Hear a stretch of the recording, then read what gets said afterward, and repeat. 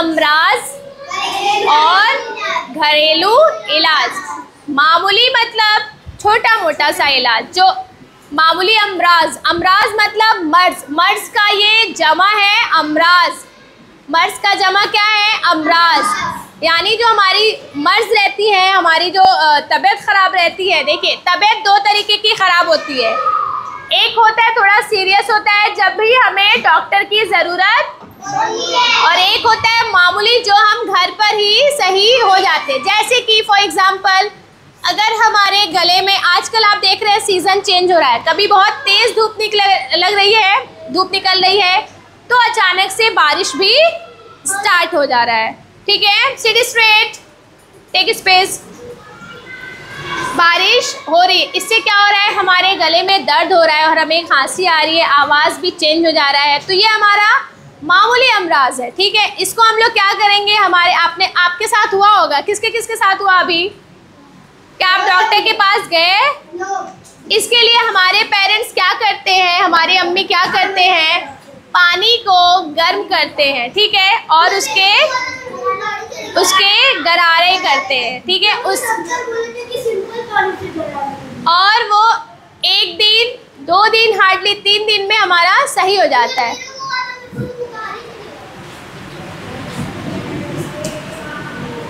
तो आज हम लोग पढ़ेंगे मामूली अमराज और घरेलू इलाज। किसके किसके साथ हुआ है घरेलू इलाज?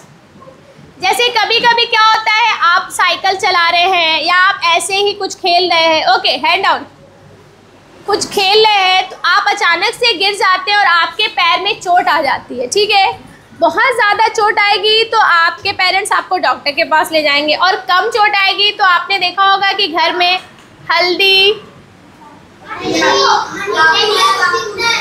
और उसमें लाइफ बॉय साबुन, प्याज क्या क्या कट करके, या सिर्फ और सिर्फ हल्दी सरसों के तेल में और पानी में कैसे पका करके हल्दी यहाँ पे रख देते हैं, जिससे वो हल्दी क्या करता है? वहाँ की दर्द को खींच लेता है। तो ये क्या हो गया? कौन से इलाज है ये? घरेलू इलाज। अगर क्या वहाँ की जो बोन्स है हमारी वो स्क्रैच हो जाती तो घरेलू इलाज होता? वो फिर हमें डॉक्टर की नीड होती। कभी कभी आपने देखा हमारे हाथों में चोट लग जाती है, हाँ, और वो हाथ उठा नहीं पाते हैं, तो उस वक्त भी हमें डॉक्टर की ज़रूरत पड़ती है, लेकिन तुरंत हमें डॉक्टर नहीं मिलते। हो सकता है आपके घर से बहुत ज़्यादा दूर हो डॉक्टर, या फिर हो सकता है डॉक्टर किसी अर्जेंट काम के लिए गए हो, तो तुरंत आपको डॉक्टर अवेलेबल नहीं हो पा रहे हैं। उस वक्त हमारे घर वाले क्या करते हैं? एक कपड़ा लेकर के हमारे हाथ को हमारे ये गले के गर्दन के सपोर्ट में ऐसे करके ऐसा करते हैं। देखा आपने कि ये जो यहाँ पे जो लोड पड़ रहा है ना, वो एटलीस्ट ऐसा हो जाए। उसके बाद आप फिगर में देख रहे हो, हाँ, उसके बाद से आप डॉक्टर के पास जाएंगे तो डॉक्टर आपको क्या करेंगे?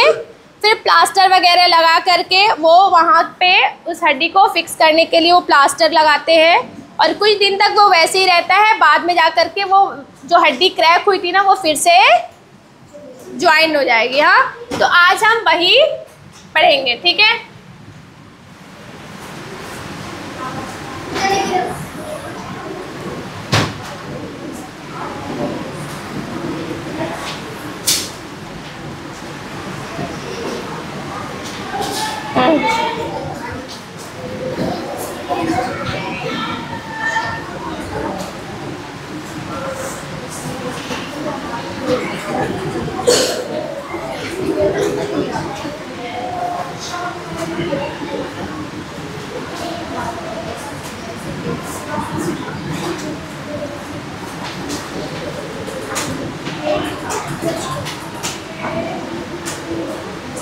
ये वाला लेसन आपको समझ में आया था? आइए जिस्म के अंदर देखें। आपको अच्छे से समझ में आया था ये वाला लेसन? आपने देखा कि हमारे जिस्म के 2 हिस्से होते हैं। कितने होते हैं? कौन कौन से? अंदरूनी हिस्से और बैरूनी हिस्से। जैसे हमारे चैप्टर का नाम है आइए जिस्म के अंदर देखें। क्यों? जिस्म के बाहर नहीं देख सकते? क्योंकि जिस्म के बाहर जो हिस्से हैं हम उनको खुद देखते हैं और उनका वर्क भी जानते हैं। जैसे हमारे जिस्म के बाहरी हिस्से क्या है? आइस क्या है?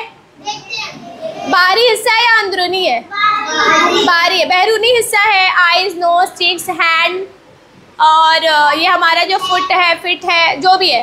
हाँ, ये क्या होता है? ये हमें दिखते हैं और ये हमारे जिस्म के बैरूनी हिस्से हैं, और इससे क्या क्या काम होता है वो भी हम जानते हैं। जैसे हाथ है, कोई भी वर्क हम हाथ से करते हैं। सुनने का काम, देखने का काम आँख से, स्मेल करने का काम, और जायका लेने का काम ज़बान, किसी भी चीज़ को चबाने का काम दांत, और उसके बाद चलने का काम, दौड़ने का काम लेकिन इससे भी बहुत सारे इम्पोर्टेंट हिस्से जो हमारे जिस्म के अंदर है, ठीक है, जिसको हम आसानी से नहीं, क्या आप देख रहे हैं एक दूसरे के जिस्म के अंदर क्या क्या है? नहीं, यहाँ पे हम पढ़ेंगे और मालूमात हासिल करेंगे। सबसे पहले देखिए क्वेश्चन क्या है, सांस लेने पर सीना क्यों फूलता है? कोई बताएगा? क्योंकि हवा अंदर चली जाती है। बताइए। सांस लेने पर सीना फूलता है, इसलिए ये नहीं, सांस लेने पर फेफड़े थोड़े फूलते हैं, इसलिए सीना। हाँ, सीना क्यों फूलता है? जब हम सांस लेते हैं ना तो हमारे अंदर दो फेफड़े हैं। कितने हैं? दो फेफड़े हैं। वो फेफड़े फूलते हैं। जब फेफड़े फूलते हैं तो हमारा सीना भी फूलता है। आया समझ में? Sit down. Very good. No, doctor आपकी जांच करते वक्त कलाई पर उंगली रखकर नब्ज महसूस करते हैं। इस वक्त आपको भी नब्ज की हरकत महसूस होती। आपने देखा, आपको फीवर होता है ना, आप डॉक्टर के पास जाते हो, डॉक्टर को बोलते हो कि फीवर है। हाँ, डॉक्टर फटाफट हमारी कलाइयाँ को लेते हैं और यहाँ पे जो नब्ज है ना ऐसा चेक करते हैं और वो बताते हैं हाँ नॉर्मल फीवर है या हाई फीवर है। हाँ, बताते हैं ना, सिर्फ और सिर्फ हमारे नब्ज चेक करके।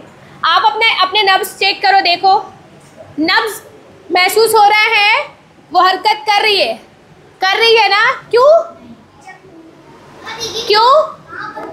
ये जो वेन्स है हमारी, ऐसे हल्का सा प्रेस कीजिए इसको। आपने देखा हल्का हल्का सा ये ऐसा कर रहा है, बीट कर रहा है। क्यों? क्योंकि जो हमारा ब्लड है वो कहाँ से होकर के जाता है? नसों से होकर के जाता है, जिससे यहाँ पे थोड़ा सा हरकत करता हुआ फील हो रहा है। नब्ज की हरकत क्यों होती है? नब्ज की हरकत क्यों होती है? क्योंकि हमारा जो ब्लड है नब्ज से होकर के गुजरता है, जिससे नब्ज, अब यहाँ पे हम लोग ऐसे पकड़ेंगे ना तो फील होगा। दूसरा, आप अपनी हार्ट बीट भी खुद फील कर सकते हैं। फील कीजिए। सबसे पहले बताइए हमारा दिल किस साइड होता है? फील कीजिए। अपने हाथों से करते हैं, ये हमारे जिस्म के बाहरी हिस्से हैं, लेकिन और भी बहुत सारे इंपॉर्टेंट काम होते हैं जो हमारे जिस्म के अंदरूनी हिस्से करते हैं। बैरूनी हिस्से के बारे में बात हो रही है। सील के काम करने के लिए हमें जिस्म के कौन से हिस्से इस्तेमाल करते हैं? जैसे देखना, किससे देखते हैं? चलना, सुनना, लिखना, ये कौन से उज़ू है? अंदरूनी या बैरूनी? हाँ, ठीक है। अब देखिए आगे देखते हैं। किसी खास फेल को अंजाम देने के लिए इस्तेमाल होने वाले जिस्म के मखसूस हिस्से को उज़ू कहते हैं। चलने के लिए हम पैरों का इस्तेमाल करते हैं, यानी पैर हमारे चलने के एज़ा है। सुनने के लिए कान का इस्तेमाल करते हैं, यानी कान सुनने के एज़ा है। जो एज़ा जिस्म के बाहर होते हैं उन्हें हम, और जो ईवीएस, हाँ सर, और कान, नाक, हाथ, पैर जिस्म के कौन से हिस्से हैं? बाहरी हिस्से हैं। इसलिए ये क्या है? क्या है? जिन बैरूनी एज़ा से हमें एतराफ़ के हालात का इल्म होता है, ऐसे एज़ा को हिस्सी एज़ा कहते हैं, जैसे आँख, कान, नाक, ज़बान और जिल्द। देखिए 5 हमारे ऐसे पार्ट्स हैं, ऑर्गन सेंस है, सेंसेस हैं हमारे, जिसको हम लोग उर्दू में हिस्सी एज़ा कहते हैं और इंग्लिश में सेंसेस, और हिंदी में ज्ञानेंद्रियाँ बोलते हैं, ज्ञानेंद्रिय, ठीक है। कौन कौन से? आँख, हाँ, हमें देखने के लिए आँख की ज़रूरत होती है, और कान। कहाँ से? अगर हम यहाँ नॉर्मल खड़े हैं, आँख बंद करके भी खड़े, और आवाज़ कोई भी कहीं से देखेगा तो हमें ये कान रियलाइज़ करेगा कि आवाज़ वहाँ से आ रही है। और उसके बाद से है ज़बान। किसी भी टेस्ट को हमें फील करना हो तो ज़बान से। कैसे ज़बान से? ज़बान में क्या होती है? छोटे छोटे दाने जैसे होते हैं, जिसको हम जायका की कलियाँ कहते हैं। क्या कहते हैं?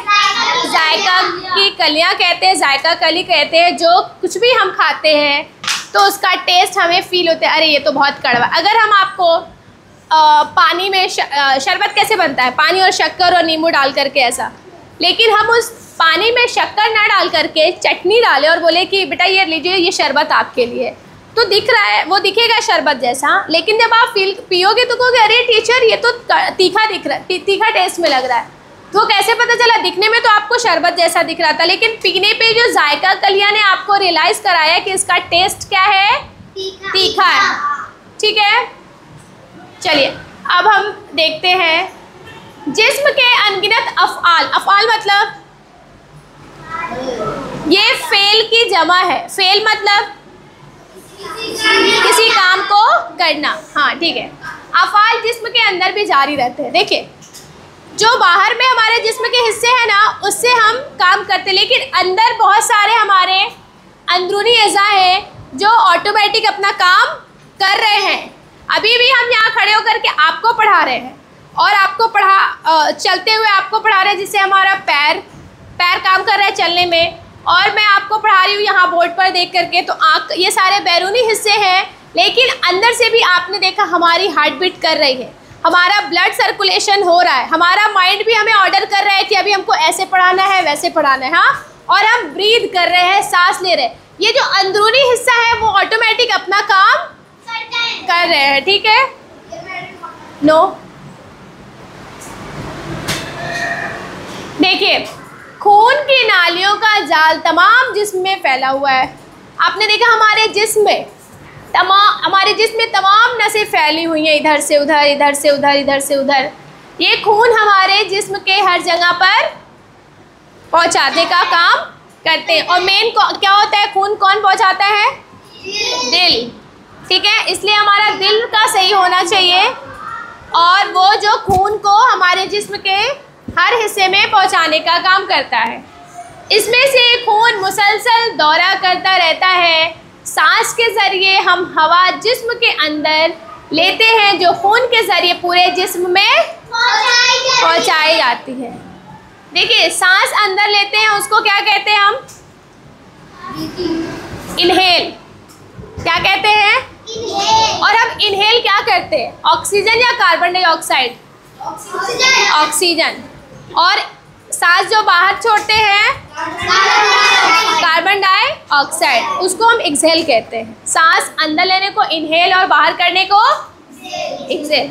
अच्छा, जो हमारे जो कार्बन डाइऑक्साइड हमने बाहर एक्सहेल किए, तो उसको कौन ऑब्जर्व करता है? ट्रीज, पेड़ पौधे जो है, प्लांट्स होते हैं, वो हमारा कार्बन डाइऑक्साइड लेकर के बदले में हमें क्या देते हैं? ऑक्सीजन, ठीक है। इसलिए हमने कहा जाता है ना कि हमें हमेशा पेड़ पौधे लगाना चाहिए। उससे क्या होता है? जो हमें एयर मिलता है ना, fresh air with oxygen, fresh oxygen से हम फ्रेश हवा लेते हैं, ठीक है।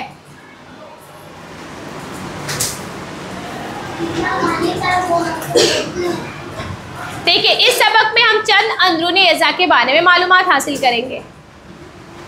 कांच के बरनी में रखे हुए खुले बिस्किट ज़ोर ज़ोर से उलट पलट किए गए। बिस्किटों का क्या हाल होगा? एक कांच का बॉटल लीजिए, आप बरनी लीजिए, उसमें बिस्किट को खोल करके डालिए और ऐसा ऐसा उसको हिलाइए, क्या हो जाएगा?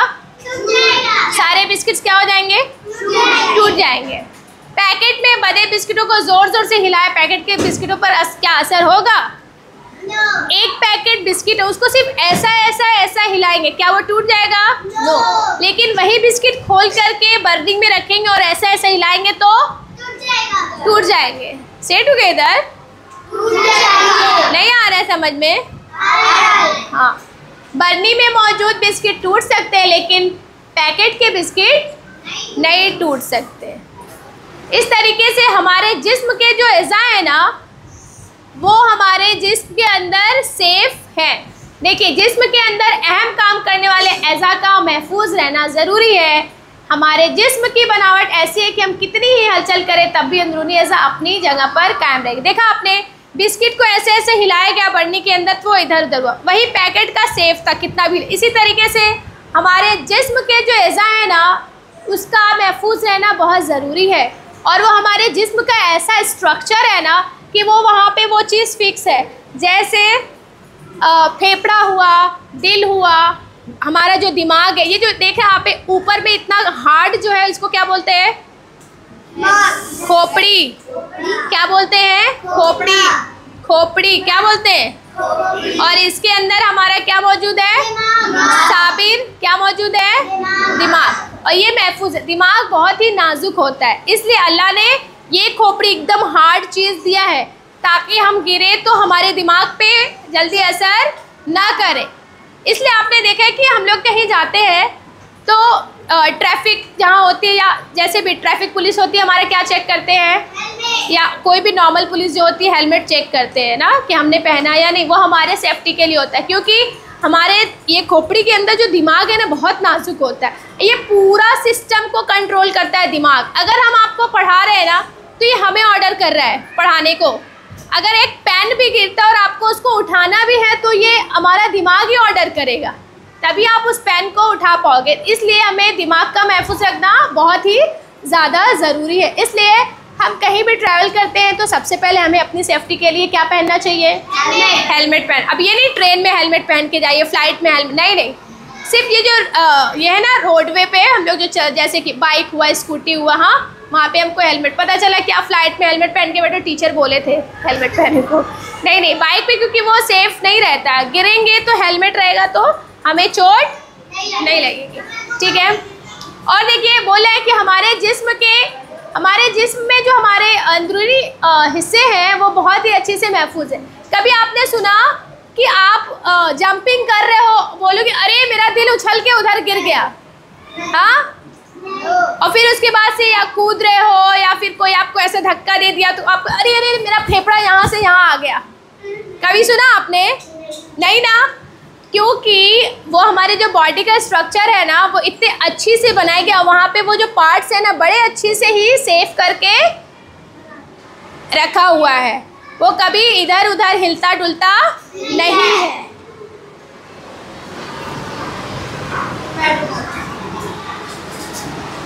यहाँ पे देखा आपने, अंदरूनी अज़ा अपनी जगह पर कायम रहते हैं, इसलिए सर और धड़ के अंदर खुला पाया जाता है। जो खुला सर के अंदर होता है, इसको सर का खाना, खुला ये जो है ना, इसके अंदर देखिए सर का खुला, सर का खाना। इसके अंदर क्या है?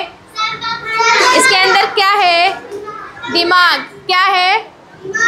सीने के खाना है ये। इसके अंदर क्या महफूज है? दिल। और दिल फेफड़े के बीच में या फेफड़ा दिल के बीच में है?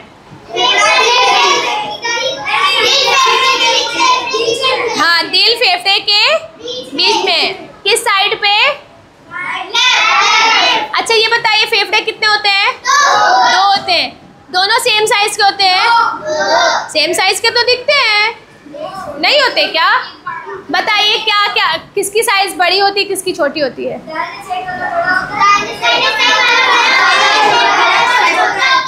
दाहिने साइज का, दाहिने साइड का बड़ा। कितना बड़ा होता है?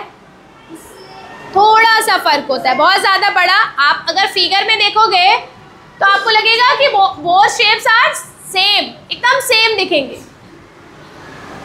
लेकिन ऐसा बताया गया है कि एक की साइज किधर गया, दिखा आपको? दिखने में देखिए दोनों की साइज सेम लग रही है ना,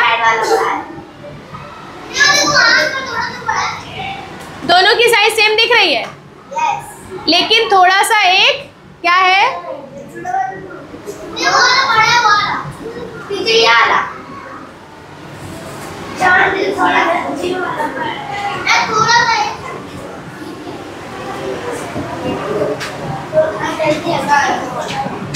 तो यानी एक दो फेफड़े हैं, एक थोड़ा साइज में थोड़े से छोटे उससे थोड़ा सा, और उन दोनों के बीच में हमारा दिल महफूज है। और फेफड़े के अंदर एक पिंजरा है, उस पिंजरे को क्या कहते हैं? कौन सी हड्डी? रीढ़ की हड्डी।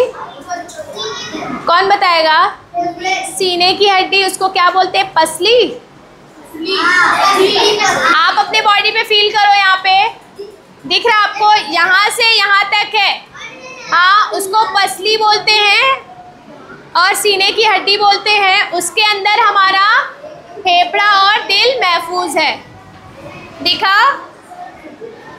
दिखा सबको? फील हुआ? यहाँ से देखिए, यहाँ से, और इसका एंड यहाँ पे है, पेट के ऊपर।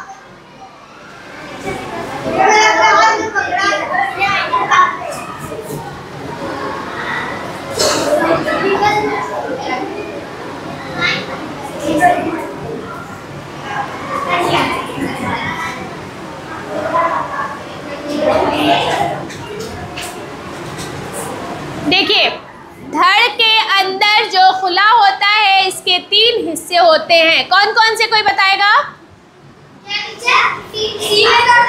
सीने का खुला, पेट का खुला और कमर का। ठीक है, वेरी गुड। और पेट के 2 हिस्से होते हैं,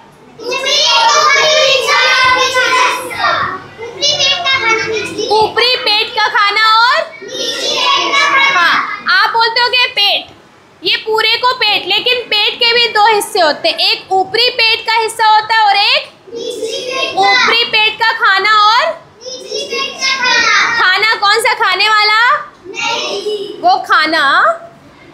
ठीक है,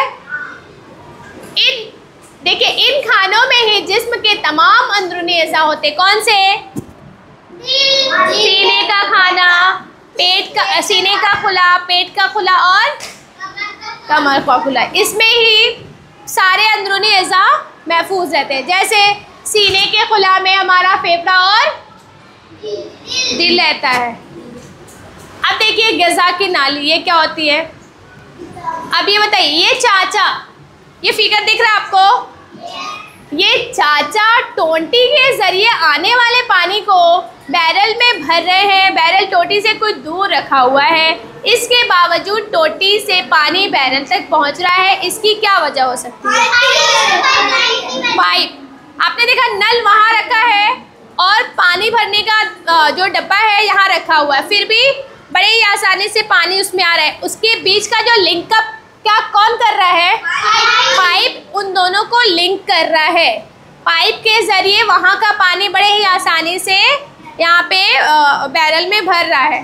ठीक इसी तरीके से हमारे जिस्म के अंदर भी एक पाइप है जिसको हम लोग नाली कहते हैं। क्या बोलते हैं? नाली बोलते हैं। जैसे कि खाना हम मुंह में खाते हैं, लेकिन खाना हमारे पेट तक पहुंच जाता है। कैसे? क्या डायरेक्ट ऐसा हम उठाते और ऐसा मारते जैसे बॉल 6 मारते हैं आप लोग? क्या खाने को ऐसा डायरेक्ट मारते हैं कि पेट में आ जाए? नहीं। हाँ सादिक, समझ में आ रहा है? नहीं ना? इसके इन दोनों को लिंक कौन करता है? हमारे कौन सी नली? हाँ, यहाँ से आप देखें, ये फिगर में आपने देखा, ये मुंह से लेकर के, हमारे मुंह से लेकर के पेट तक की एक नली है, नाली जिसको बोलते हैं, जिसको हम लोग कहते हैं ग़िज़ा की। अरशद, यहाँ से शुरू होता है। हम लोग खाना आपने देखा कभी खाना अटक जाता है तो हम पानी पीते तो फील होता है, यहाँ से ऐसे ऐसे जा रहा है, यहाँ तक आता है, फिर यहाँ पे स्टोर हो जाता है, और फिर यहाँ पे स्टोर होकर के क्या होता है? ये जो हमारा लीवर है ना, वो खाने को हजम करता है। वो एक मशीन है, हमारे बॉडी का एक मेन पार्ट्स है। जो हम खाना खाते हैं वो उसको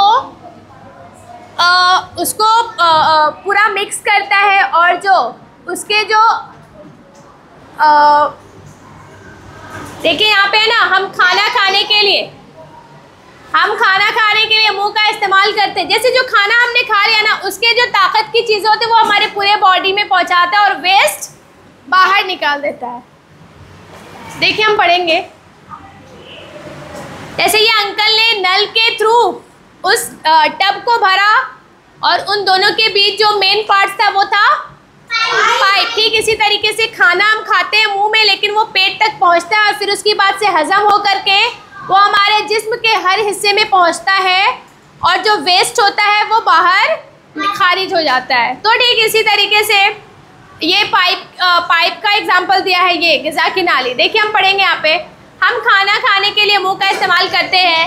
ज़बान की वजह से हमें ग़िज़ा का जायका, टेस्ट, जायका मालूम होता है। हम दांतों के ज़रिए ग़िज़ा चबाते हैं।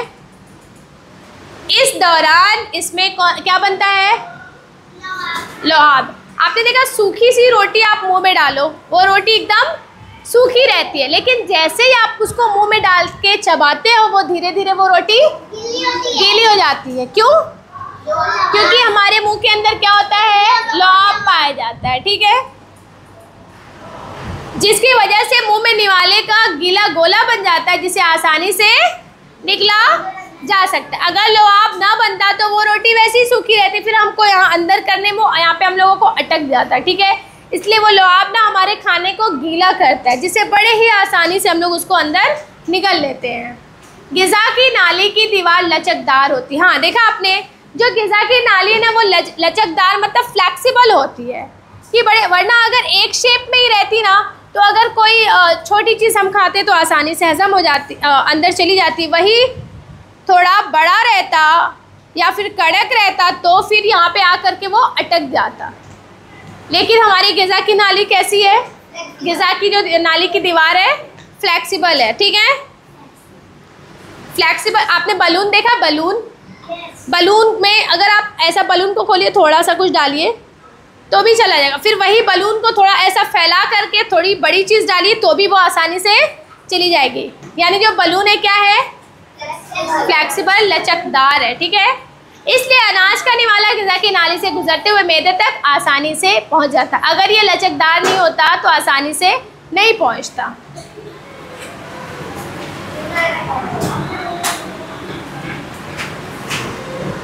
हाज़मे का फ़ेल अंजाम देने वाले दूसरे अंदरूनी अज़ा पेट के ऊपरी खाना में होते हैं। सिर्फ ग़िज़ा की नाली सीने के खाने में होती है, इसकी क्या वजह है?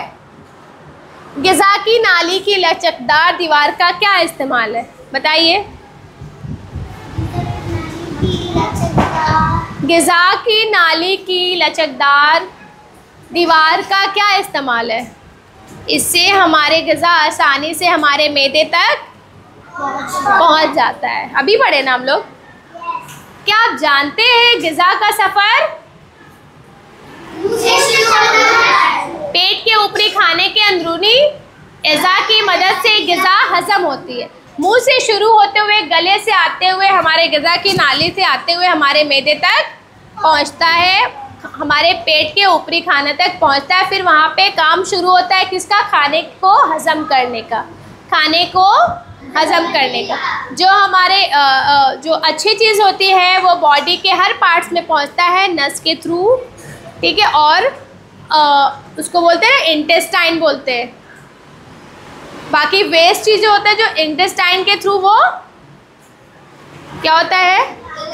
हाँ, ग़िज़ा का गैर हज़म और बेकार हिस्सा मैदे मुक़द्दस के ज़रिए फजले की शक्ल में जिस्म के बाहर खारिज हो जाता है। यहाँ जिस्म में ग़िज़ा का सफ़र ख़त्म हो जाता है। मुंह से यहाँ तक गया, गले तक गया, गले से फिर ये इसको क्या बोलते हैं? कौन सी नाली? ग़िज़ा की नाली। वहाँ तक पहुँचते हुए पेट के ऊपरी खाने तक पहुँचते हुए फिर वहाँ पे खाने को हज़म करता है और जो अच्छी चीज़ खाने के पार्ट्स में पहुँचाता है और जो वेस्ट होता है वो वहाँ से खारिज हो जाता है। फिर यहाँ से ग़िज़ा का सफ़र ख़त्म हो जाता है।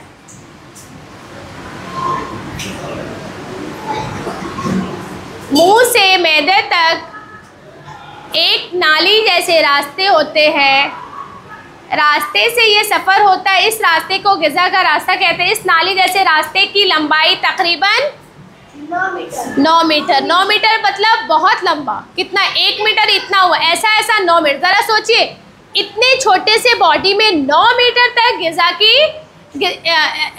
ग़िज़ा के नाली जैसे रास्ते होते हैं, लेकिन वो ऐसे लंबाई में नहीं होते हैं।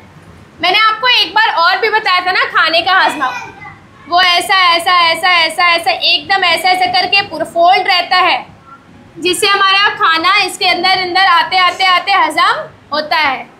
आ रहा है समझ में? जिसको बड़ी आंत और छोटी आंत कहते हैं, लार्ज इंटेस्टाइन और स्मॉल इंटेस्टाइन कहते हैं। अब आया हम लोग, अब किसके बारे में पढ़ेंगे? दिल के बारे में पढ़ेंगे, ठीक है। और दिल का हमारे जिस्म में कितना, दिल का हमारे जिस्म के लिए और हमारे लिए कितना अहम, दिल हमारे लिए कितना अहम हिस्सा है। देखिए, हमारे जिस्म में खून होता है, सबको मालूम है। हम सांस लेते हैं तब हवा जिस्म में दाखिल होती है, खून इसे पूरे जिस्म में पहुंचाता है। हम सांस लिए ना, तो जो हवा अंदर आया, खून जब ऐसा दौड़ता है ना, तो हवा को भी अपने साथ साथ पूरे जिस्म के हिस्से तक पहुंचाता है। हम ग़िज़ा खाते हैं, इस ग़िज़ा के हज़म होने के बाद इसे भी जिस्म के हर खुले तक पहुंचाने का काम खून ही करता है। हम जो ग़िज़ा खाते हैं, जो इसका ताकतवर चीज़ होता है ना, वो किसके ज़रिए हमारे बॉडी के हर हिस्से में जाता है? खून।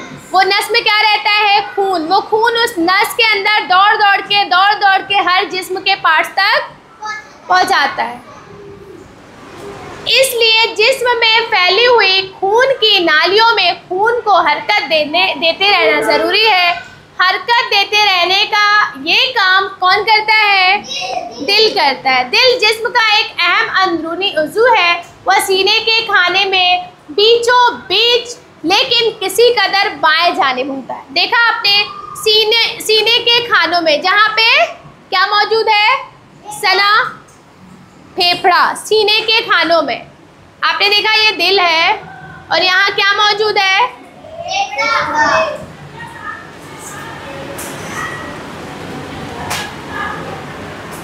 और देखिए यहाँ पे बोला है कि खाने के बीचों बीच, ये खाने के बीचों बीच लेकिन किसी कदर बाएं जानिब। आपने देखा दिल का थोड़ा हिस्सा राइट साइड में, बाकी सारा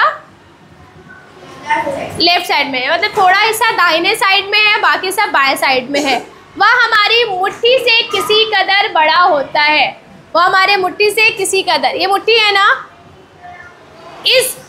इसकी साइज इससे थोड़ा बड़ा होता है। आपकी मुट्ठी है, आपका जो दिल है, इससे थोड़ा सा बड़ा होता है। ऐसा होता है दिल।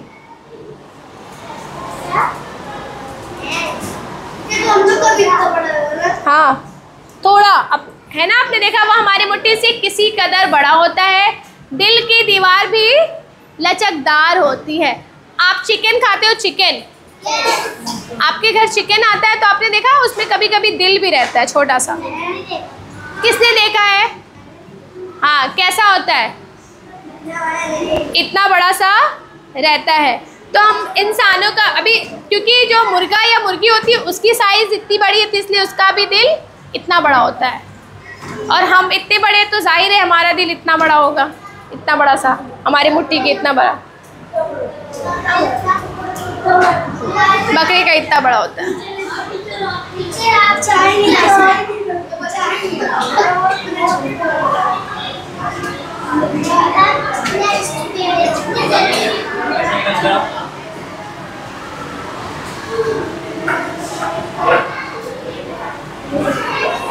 आइए ये करके देखें। Look here everyone. लचकदार प्लास्टिक की बनी हुई पानी की एक बोतल लीजिए, बॉल पिन,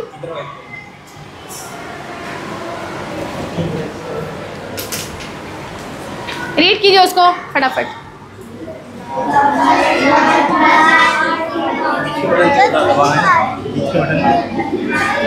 यहाँ पे ये दबा दीजिए।